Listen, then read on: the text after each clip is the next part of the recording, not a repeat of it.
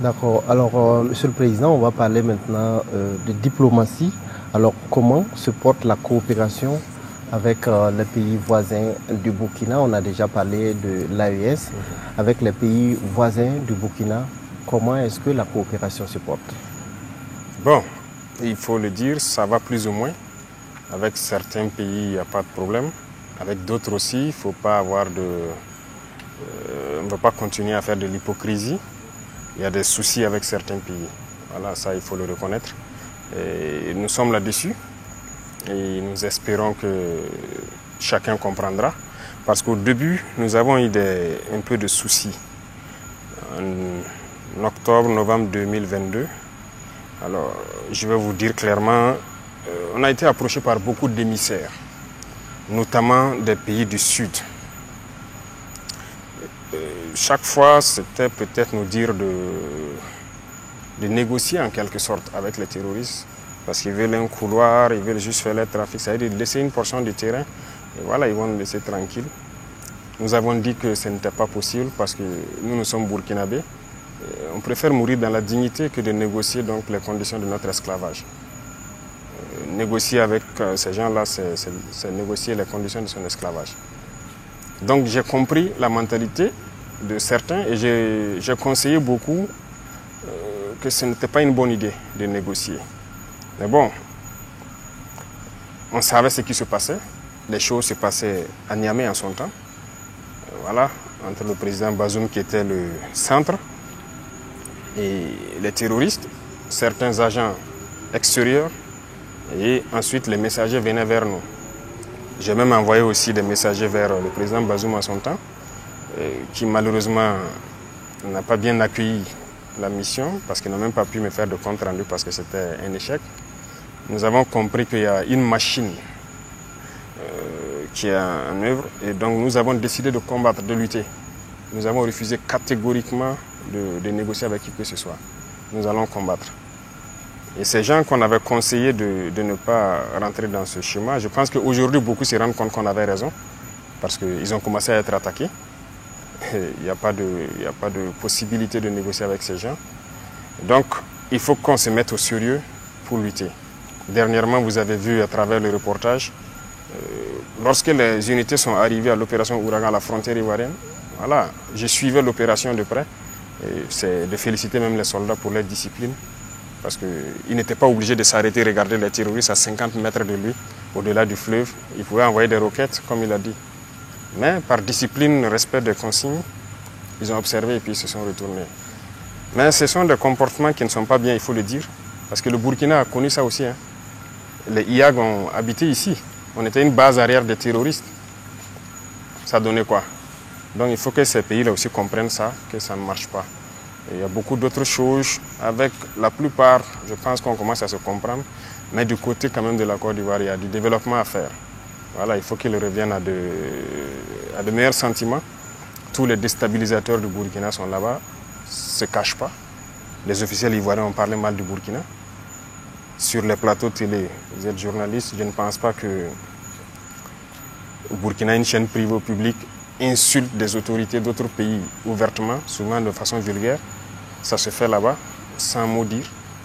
Voilà, tous ceux qui tentent de déstabiliser qui se retrouvent là-bas. Bon, à un moment donné, il faut arrêter l'hypocrisie, il faut dire la vérité. Il y a un problème. Il y a un problème avec les autorités de ce pays. Justement, aujourd'hui, Monsieur le Président, quels sont vos rapports avec le président Alassane Ouattara? Nos rapports, c'est comme je l'ai dit, il y a un problème. On n'a pas de contact particulier. Donc, voilà, on regarde la situation. Et on suit. Voilà, je ne peux pas vous donner plus de détails. Voilà, on suit. Donc jusqu'à présent, vous n'avez pas eu l'occasion de discuter avec le président Alassane Ouattara? Au début, on a échangé un peu au téléphone. Il m'a envoyé des émissaires même, il faut le reconnaître. On a discuté, on espérait que les choses aillent dans le bon sens. Mais peut-être qu'on n'a pas accédé à certaines choses, je ne sais pas. Mais nous ne pouvons pas nous mettre dans une certaine moule. Voilà, nous sommes venus avec une vision, un objectif. Et nous avons une mission. Donc, tant qu'on sera dans notre moule, On sait qu'on aura des difficultés avec certains. Donc, on ne sait pas ce qui s'est passé. Sinon, il y avait le contact, mais ça s'est rompu. Et avec les gens qui ont commencé à partir là-bas, ceux qu'on recherche, il n'y a pas eu de coopération. Jusqu'au jour d'aujourd'hui, c'est ce qu'on observe. Aujourd'hui, il y a eu des incidents à la frontière avec la Côte d'Ivoire. On parle donc de soldats burkinabés qui sont détenus par la partie ivoirienne et vice-versa. Alors, quelle est la situation sur ce plan? C'est vrai, quelques incidents mineurs. Ça, ce n'est pas un problème pour nous. Retenez que nous sommes en guerre. Donc ça, ce n'est pas des incidents à nos yeux. Vous ne pouvez pas comprendre ce que j'ai dit, mais nous sommes en guerre. Et nous sommes préparés à tout. Donc ça, ce n'est pas des incidents. C'est mineur. Vous confirmez qu'il y a des soldats qui sont détenus de part et d'autre? Oui, la dernière fois, pendant l'opération, il y a un soldat et puis un VDP que les forces ivoiriennes ont appréhendé et ont mené chez eux à Abidjan là-bas. Avant ça, il y a 2 gendarmes aussi ivoiriens qui avaient fait incursion. Mais il y a eu plusieurs incursions. Je pense que la dernière fois à la rencontre, ils les ont amenés, les fiches avec tous les noms. Il y a eu plus d'une vingtaine de fois où les forces ivoiriennes sont rentrées sur le territoire. Mais bon, on n'a jamais pris garde. Mais les 2, c'était un cas particulier. Voilà pourquoi on avait pris, pour question de renseignement. Et donc, ils ont aussi, pendant l'opération du 15e bataillon, 2 soldats sont allés pour payer de la cigarette, je crois, dans un village curieusement habité, à 2 km de la frontière. Et les forces ivoiriennes les ont pris. Mais je suis curieux de voir qu'ils étaient présents, ils ont pu appréhender les 2 soldats et que tous ces terroristes qui sont rentrés, ils n'ont pas réagi. Donc, c'est un incident isolé. Nous, on continue le combat. Voilà. D'accord. Alors, Monsieur le Président, est-ce que la récente rencontre entre les ministres en charge de la défense des 2 pays va permettre peut-être de détendre la situation? On espère. Mais je dirais que la balle est dans leur camp. Voilà, ils ont souhaité la rencontre, on n'a pas refusé. Ça s'est bien passé, ils ont eu des échanges. On les regarde maintenant. Voilà.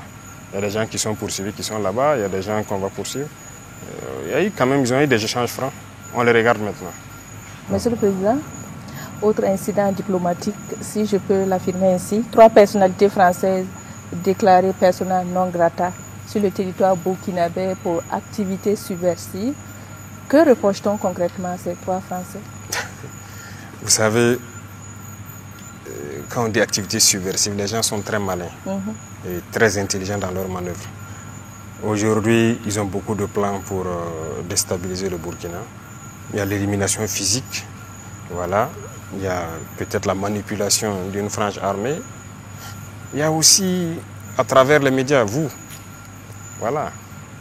Et la diplomatie des pays, ça participe.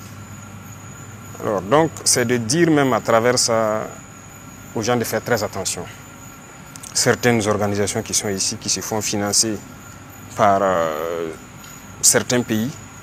Pourquoi? À cause de vos beaux yeux qui vous donnent l'argent. Et ensuite, on vous demande donc des rapports sous tel format, vous le faites. Ils sont en train de pénétrer le monde de la culture. On les suit. Voilà. Certains artistes, voilà, ainsi de suite. On suit tout. Ils sont en train de pénétrer le monde des médias. On suit pour que vous relayez ce qu'ils veulent, comme je le disais tantôt. Voilà. Donc, il y a beaucoup d'activités subversives qui se passent. Donc, on n'est pas dupe et il faut que les gens arrêtent. Parce que vouloir manipuler le peuple pour le retourner, il faut qu'ils arrêtent ça. Ça sera difficile et nous n'aurons pas la langue dans la poche. Au moment venu, on va aussi expliquer au peuple ce qu'il y a. Parce qu'actuellement, c'est l'art de manipuler. Tout leur espoir, c'est de pouvoir manipuler la population, faire baisser la ferveur pour que le peuple ne soutienne pas la transition et qu'ils puissent atteindre leur fin. Et nous allons combattre ça.